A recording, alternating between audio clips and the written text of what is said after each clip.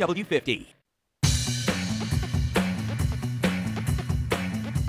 Welcome back to Street Beat. It's no brainer that we live in a technology-driven society, so our next guests have found innovative ways to use this to the advantage of the inner-city youth of Detroit. Shaka Senghor and Yusuf Shakur are both with me right now. First off, congratulations on winning the BME Leadership Awards for both of you guys. Thank you. So Shaka, why don't you start and tell me a little bit about your background? What brought you to where you are today? Well, I was incarcerated at the age of 19. I eventually served 19 years in prison, and during my incarceration, I became heavily involved with literature and just the power of reading. That's one of the things that really led to my life transformation and got me engaged in the work that I do in the community today. And what exactly do you do? I mentor at-risk youth, whether it's through schools as well as in the community. And that's one of the things that's very important to me, is just really being able to use my testimony to inspire them to take a different route than I took when I was a teenager. And I know during the commercial break you were telling me that you feel like someone like you has the ability to reach the youth a little bit better and tell them, kind of lead them in a better direction versus maybe someone like me. Yeah, I think we live in a culture where what youth see now is kind of driven by hip-hop and street culture, and being that I'm from the streets and I represent their everyday reality, I think they're more inclined to listen to me, and they know that I've been through it, so I'm not just telling them to scare them, but this is actually an experience I had that I don't want them to have to experience in their young lives. And do you tell them everything, I mean the whole reason why you were in jail to begin with? Yes, I'm very candid. I think that's the most important thing, is to be honest with our youth about the consequences of gun violence, the decisions that we make. I was a victim of gun violence first before I became a perpetrator, and I want them to understand that cycle of violence and how we can curtail that through the use of literature as well as digital media arts. Well, I find that inspiring, and I know, Yusuf, we're going to ask about your story in just a bit, but I just find it inspiring that both you guys ended up going to jail and turning around and making, you know, something good come out of it, because, I mean, you faced a very serious charge.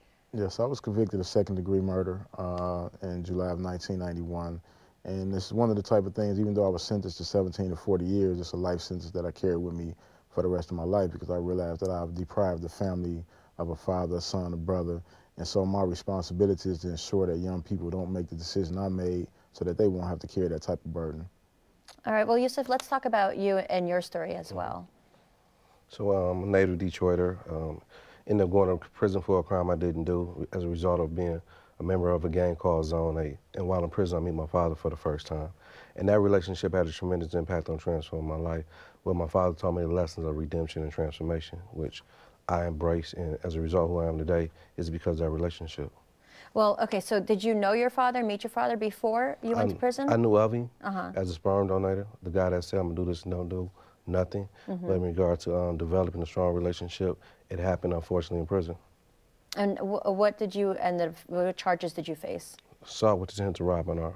Okay, so then you go to prison for 9 years. Correct. And you meet your father there. Correct. And were you angry? Were you upset? Or were you embracing the fact that you're meeting your father for the first time? Well, I was angry in general. I was angry not having a father. I was angry at my mother. I was angry at my community for being abandoned. I was hurt. You know, hurt people hurt people. So at the point of being in prison, I was ready to grow up. And I was fortunate my father had grew up. My father had pulled himself out of the situation that he was as an undeveloped human being. I mean, the greatest thing my father taught me was books. And that's one of the first things he gave me, and it transformed my life. No longer I saw myself as a community predator, but as a community protector. That's amazing that you can turn something around like that and not even just help yourself, but want to help the community. And I see that you're holding a book right now. Tell me about that. Well, this is my new book that just came out yesterday for my birthday. And again, and this one here details my 9 years in regard to the work that I was able to be recognized through the BME project, where we give away backpacks. We opened up a bookstore, a cafe, community center right in the neighborhood. So what are you going to do with your award now? Again, support the work that's already started with the backpack giveaway. Last year we gave 500 backpacks. This year's a giveaway 2,000. We have a computer labs, so we're looking to buy some more computers. We have a store operating right in the neighborhood. So continue to challenge and engage not only young people, but the parents as well.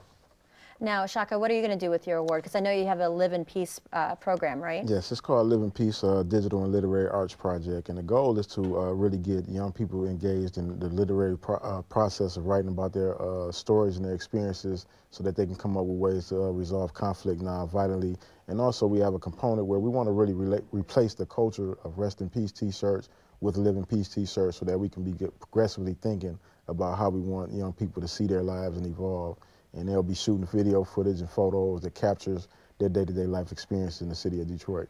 All right, well, let's go ahead and throw up the website so people can get more information on BME. And again, you guys, you're such an inspiration. Thank you so much for turning your lives around and then spreading the joy and the positivity that you can into the community. Again, thank you so much for joining us. Coming up next, hear from two more recipients of the BME Award. Street Beat. We'll be right back.